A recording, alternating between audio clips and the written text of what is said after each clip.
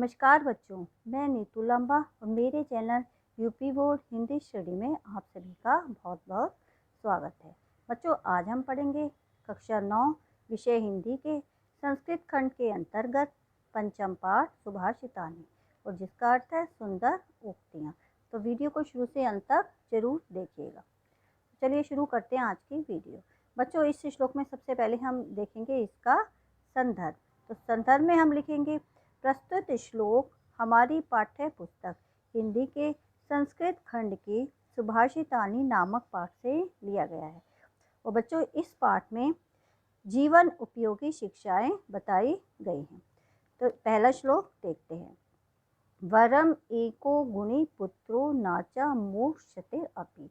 पहले देखिएगा कठिन शब्दों के अर्थ। वरम कहते हैं श्रेष्ठ को, एको एक, गुणी मतलब गुणवान, पुत्रों पुत्रों में, ना नहीं, चा मतलब और, मूर्ख शते अपि। तो मूर्ख शते कहते हैं सैकड़ों, और अपि मतलब भी। अब दूसरी पंक्ति देखिएगा। एकश्च चंद्र समो हंति नाचा तारा गणे अपि। एकश्च एक, चंद्र चंद्रमा, तमो अंधकार को, हंति नष्ट करने वाला, ना मतलब नहीं, चा और, तारागणे तारों का समूह, और अपि कहते हैं और को। बच्चों, अब देखिएगा पहली पंक्ति की व्याख्या। तो वरम एको गुणी पुत्रो नाचा मोक्ष शतेर अपि। तो इसका अर्थ यहाँ से देखिए, शतेर अपि सैकड़ों सैकड़ों मूर्ख पुत्रों से एको एक गुणी गुणवान पुत्रो पुत्र का होना वरम श्रेष्ठ है। दूसरी पंक्ति का देखिए। एकश चंद्र तमो, जिस प्रकार एकश एक चंद्र चंद्रमा अंधकार को हंति नष्ट कर देता है, असंख्य तारागणे असंख्य तारों का समूह नहीं। अब पूरी व्याख्या देखिए। सैकड़ों मूर्ख पुत्रों से एक गुणवान पुत्र श्रेष्ठ है, क्योंकि असंख्य तारागणों और एक चंद्रमा दोनों में चंद्रमा अंधकार को नष्ट कर देता है, असंख्य तारे नहीं। बच्चों, अब देखते हैं दूसरा श्लोक। मनीषिणा संति नाते हितेषिणा। अब देखिए कठिन शब्द व अर्थ। मनीषिणा विद्वान, संति है, ना मतलब नहीं, ते वे, हितेषिणा हित चाहने वाले। अब दूसरी पंक्ति देखिएगा। हितेषिणा संति नाते मनीषिणा, हितेषिणा हित चाहने वाले, संति है, ना मतलब नहीं, ते वे, और मनीषिणा विद्वान। अब देखिएगा तीसरी पंक्ति। सुहत च विद्वान अपि दुर्लभो निर्णाम। सुहत कहते हैं मित्र को, चा मतलब और, विद्वान अपि भी, दुर्लभो मतलब मुश्किल से प्राप्त होना, निर्णाम निर्णाम मनुष्यों में। तो चौथी पंक्ति देखिए। यथो औषधम स्वादु हितम च दुर्लभम। यथा प्लस औषधम। यथा कहते हैं जिस प्रकार, औषधम दवाई या औषधि, स्वादु स्वादिष्ट, हितम हित चाहने वाली, चा और दुर्लभम मुश्किल से प्राप्त होना। अब बच्चों देखिएगा इसकी व्याख्या। मनीषिणा संति, जो मनीषिणा विद्वान, संति हैं जो विद्वान हैं, नाते हितेषिणा, ते वे, हितेषिणा हित चाहने वाले, ना नहीं है, वे हित चाहने वाले नहीं हैं। हितेषिणा संति, और जो हितेशी हैं, हित चाहने वाले हैं, नाते मनीषिणा, वे विद्वान नहीं हैं। अब तीसरी पंक्ति देखिए। निर्णामम मतलब मनुष्यों में हित चाहने वाले और विद्वान मुश्किल से ही प्राप्त होते हैं। यथा औषधम जिस प्रकार, स्वादिष्ट और हितम हितकारी औषधि दुर्लभ होती है। अब इसकी देखिए बच्चों पूरी व्याख्या देखिए। जो विद्वान हैं वे हितेशी नहीं हैं, जो हित चाहने वाले हैं वे विद्वान नहीं हैं। जो विद्वान भी हों और हितैषी भी हों, ऐसे व्यक्ति मनुष्यों में उसी प्रकार से दुर्लभ हैं जिस प्रकार स्वादिष्ट और हितकारी औषध दुर्लभ होती है। बच्चों अब देखिएगा तीसरा श्लोक। चक्षुषा मनसा वाचा कर्मणा च चतुर्विधम। पहले कठिन शब्दों के अर्थ। चक्षुषा मतलब नेत्र से, मनसा मन से, वाचा वाणी से, कर्मणा कर्म से, चा मतलब और, चतुर्विधम चार प्रकार से। अब दूसरी पंक्ति देखिएगा। प्रसादयति या लोकम तम लोको नु प्रसीदति। प्रसादयति कहते हैं प्रसन्न करता है, या जो लोकम संसार को, तो तम उसको, लोको संसार, प्रसीदति प्रसन्न करता है। तब देखिएगा व्याख्या।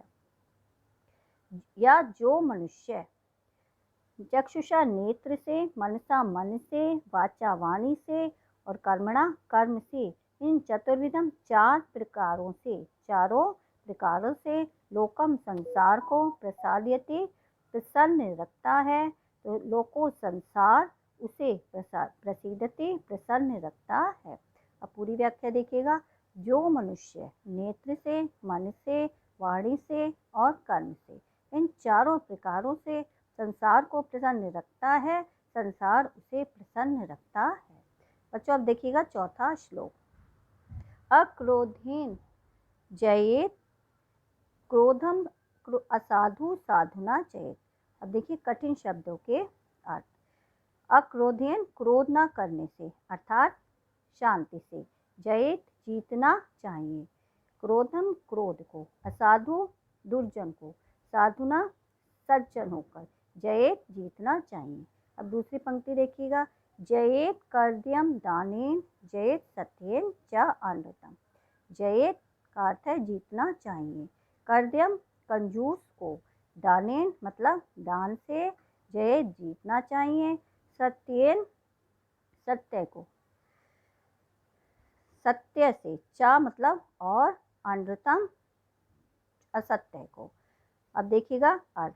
तो अक्रोधेन जयेत क्रोधम क्रोध को, क्रोध ना करने से जयति जीतना चाहिए, असाधु दुर्जन को, साधुना सज्जनता से जयेत जीतना चाहिए। जयेत कर्दयम दानेन, कर्दयम कंजूस को, दानेन दान से, जयेत जीतना चाहिए। जयेत सत्येन चा अनृतम, अनृतम मतलब असत्य को, सत्य से जीतना चाहिए। अब पूरी व्याख्या देखिएगा। क्रोध को क्रोध न करने से अर्थात शांति से जीतना चाहिए, दुर्जन को सज्जनता से जीतना चाहिए, कंजूस को दान से जीतना चाहिए और असत्य मतलब झूठ को सत्य से जीतना चाहिए। बच्चों अब देखिएगा अगला श्लोक। अकृत्वा पर संतापम अगत्वा खल मंदिरम। पहले कठिन शब्दों के अर्थ। अकृत्वा ना करके, पर संताप दूसरों को दुख देना, अगत्वा मतलब ना जाकर, खल मंदिरम, खल कहते हैं दुष्टों को, तो दुष्टों के मंदिरम घर। अब दूसरी पंक्ति देखिएगा। अनुलंघय सताम मार्ग सत स्वल्पम अपि तद बहु। अब अनुलंघ्य मतलब बिना उल्लंघन किए, सताम सज्जनों का, मार्ग यत जो, स्वल्पम मतलब थोड़ा बहुत, अपि भी या थोड़ा भी, तद वह, बहु बहुत। अब देखिए व्याख्या। अकृत्वा पर संताप अगत्वा, पर संताप दूसरों को दुखी ना, अकृत्वा ना करके, दूसरों को दुखी ना करके, खल मंदिरम दुष्टों के घर, अगत्वा ना जाकर, अनुलंघ्य सताम मार्ग, सताम सज्जनों के मार्ग का उल्लंघन ना करके, यत जो, स्वल्प थोड़ा, अपि भी जो थोड़ा भी मिल जाए, तद वही बहु बहुत है। तब पूरी व्याख्या देखिए। दूसरों को दुखी ना करके, दुष्ट के घर ना जाकर, सज्जनों के मार्ग का उल्लंघन ना करके, जो थोड़ा भी मिल जाता है वही बहुत है। अब अगला श्लोक देखिएगा। सत्य आधारस तप स्तेलम दयाव्रति क्षमा शिखा। तो पहले कठिन शब्दों के अर्थ। सत्याधारा, सत्य ही जिसका आधार है। तपस्तेलम, जब इसको हम अलग अलग करेंगे तो संधि विच्छेद हो जाएगी, तपः प्लस तेलम, तो तप रूपी तेल। दया वृत्ति, तो इसका मतलब हुआ दया रूपी वृत्ति। क्षमा शिखा, शिखा कहते हैं लौ को। अब अगली पंक्ति के अर्थ देखिएगा। अंधकारे प्रविष्टव्य दीपो यत्नेन वार्यताम्, अंधकारे अंधकार में, प्रवेश्य प्रवेश करते समय, दीपो मतलब दीपक, यत्नेन मतलब प्रयत्न से, वार्यताम् जलाना चाहिए। अब व्याख्या देखिए। सत्य आधार, सत्य के आधार वाले। तप तेलम, तप रूपी तेल वाले। दया वृत्ति, दया रूपी वृत्ति वाले। और क्षमा शिखा, क्षमा रूपी लौ वाले। दीपो दीपक को, अंधकारे अंधकार में, प्रवेश करते समय, यत्न प्रयत्न से, वार्यताम् जलाना चाहिए। अब पूरी व्याख्या देखिएगा। सत्य के आधार वाले, तप रूपी तेल वाले, दया रूपी बत्ती वाले और क्षमा रूपी लौ वाले दीपक को अंधकार में प्रवेश करते समय प्रयत्न से जलाना चाहिए। अब देखिएगा अगला श्लोक। त्यज दुर्जन संसर्ग भज साधु समागम। अब देखिए पहले कठिन शब्द। त्यज मतलब छोड़ दो, दुर्जन दुष्ट, संसर्ग संगति, भज अनुसरण करो, समागमम मेल मिलाप। अब दूसरी पंक्ति देखिए। कुरु पुण्य अहोरात्रम स्मर नित्यम अनित्याम। कुरु मतलब करो, पुण्य पवित्र कार्य, अहो दिन, रात्रम रात्रि, स्मर मतलब याद करो, नित्यम उचित और अनित्याम अनुचित। अब देखिएगा इसकी व्याख्या। त्यज दुर्जन संसर्ग, दुष्टों की, दुर्जन दुष्टों की संसर्ग संगति को त्याग दो। साधु सज्जनों से समागमम मेल मिलाप करो।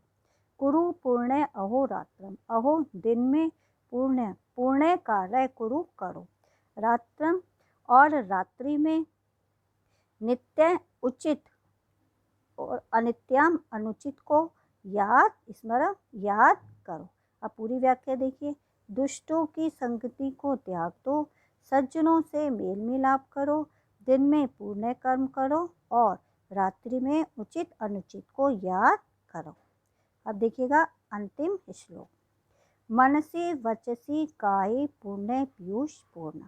अब देखिए शब्दों के अर्थ। मनसी मन से, वचसे वाणी से, काये शरीर से, पुण्य पीयूष पूर्णा पुण्य रूपी अमृत से भरे हुए, पीयूष कहते हैं अमृत को, और पूर्णा भरे हुए। अब देखिए दूसरी पंक्ति। इस त्रिभुवन उपकार श्रेणिभा प्रीणयन्ता। देखिए शब्दों के अर्थ।